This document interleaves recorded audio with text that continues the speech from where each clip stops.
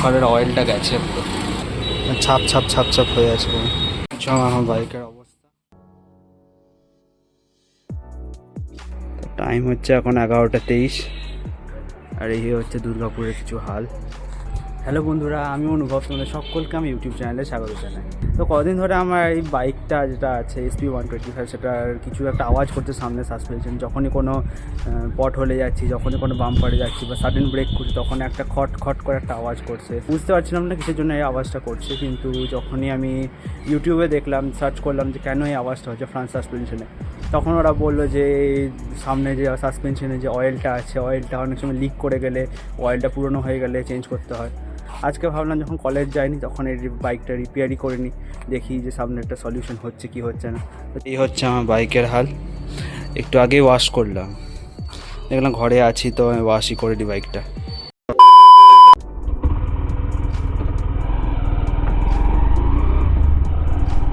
আর বাইকে যদি mainly problem পড়ে দেখো, মানে যখনই কোনো গাড্ডা দিতে যাচ্ছে, যখনই কোনো পট হলে যাচ্ছে, তখনই এরকম করে আওয়াজ করছে। আর সেটা আমি প্রথমে ভাবলাম যে ইগনোর করি, যে কোনো এই ফ্রন্টের যে এই ইয়েটা আছে, মানে প্লাস্টিকের পোর্শনটা আছে, প্লাস্টিকের পোর্শন বা এই যে হেডটা আছে, হেডে হয়তো কোনো প্রবলেম হবে।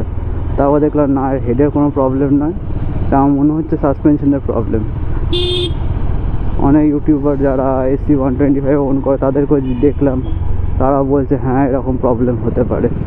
আর এটা ভাবছি যে আমি অনেক দিন ধরে রিপেয়ার করব, কিন্তু অনেক দিন ধরে রিপেয়ার করা হচ্ছেই না, মানে বেরোনোই হচ্ছে না। মানে আজ কলেজ থাকছে, কাল কিছু পড়ে গেল, আজ কলেজ থাকছে তো কাল কোথাও বাইরে যাচ্ছি, পরশু হয়তো বেরোতে ইচ্ছে করছে না।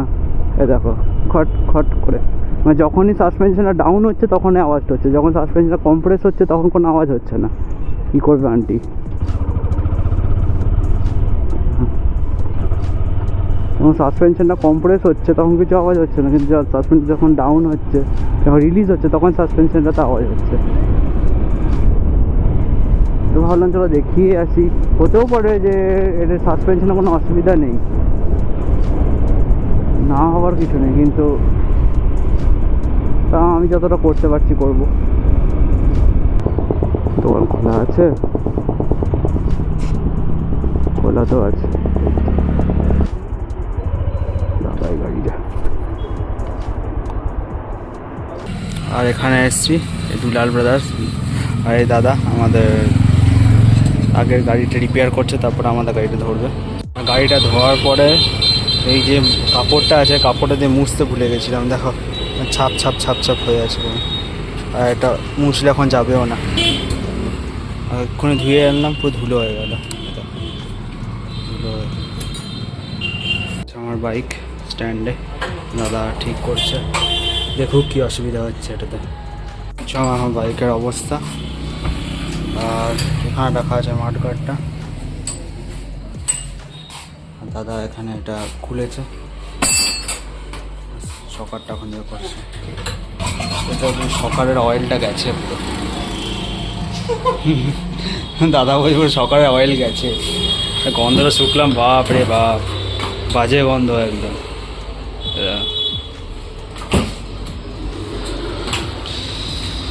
দেখো এখান থেকে সকারগুলো রাখা আছে টিল্ট করে, আর কি অয়েল বেরালো, আর সকালের ভেতরকার অ্যাবজর্বারগুলো। এবার যে ভেতরে যে অয়েলটা ছিল, যে এত বাজে অবস্থা, তাহলে আওয়াজ করবে না কেন? মানে কবের থেকে ভেতরে ভরা আছে, মানে জবের থেকে কেনা হয়েছিল তবের থেকে হয়তো ভরা আছে, চেঞ্জ করা হয়নি। ভেতরে দাদা আমাকে গন্ধ শোকালো, মানে একদম বিটকুটে বাজে, মানে পচে গেছে হয়তো এই অয়েলটা। ঠিক আছে, নতুন অয়েল এখন এই দেখো এখন ঝরতে দেওয়া আছে, আর এখন নতুন দাদা আসুক, বেরোলে একবার নতুন অয়েল চেঞ্জ করবে। রিপেয়ার হয়ে গেছে, আবার লাগছে ইয়েটা, সকারটা সামনে।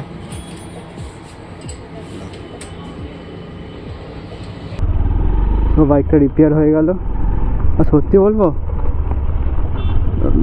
দারুণ নতুনের মতন লাগছে বাইকটা, একদম কোনো আওয়াজ নেই, কিছু নেই। স্যার বললো না সাসপেনশনে কোনো অসুবিধা হচ্ছিল।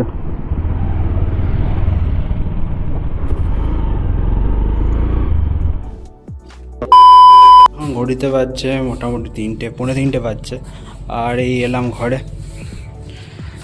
মেনলি এই যে এখানে যে সকারের যেই প্রবলেমটা হচ্ছিল, প্রথম কথা তো সকারে যে এই যে অয়েলটা আছে ওটা তো চেঞ্জ করাই হলো, তারপর আরেকটা কাজ করা হলো এখানে এখানে দেখতে পাচ্ছ এই জায়গাটা, এটাকে আমার লুজ হয়ে গেছিলো, এটা চেঞ্জ করলো মানে এটা টাইট করলো, তো এখন আর তেমন কোনো ইয়ে হচ্ছে না।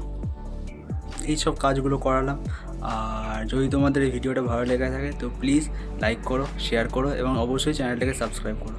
ঠিক আছে, ফিরে আসছি অন্য কোনো একটা ভিডিওতে। Till then stay safe and by.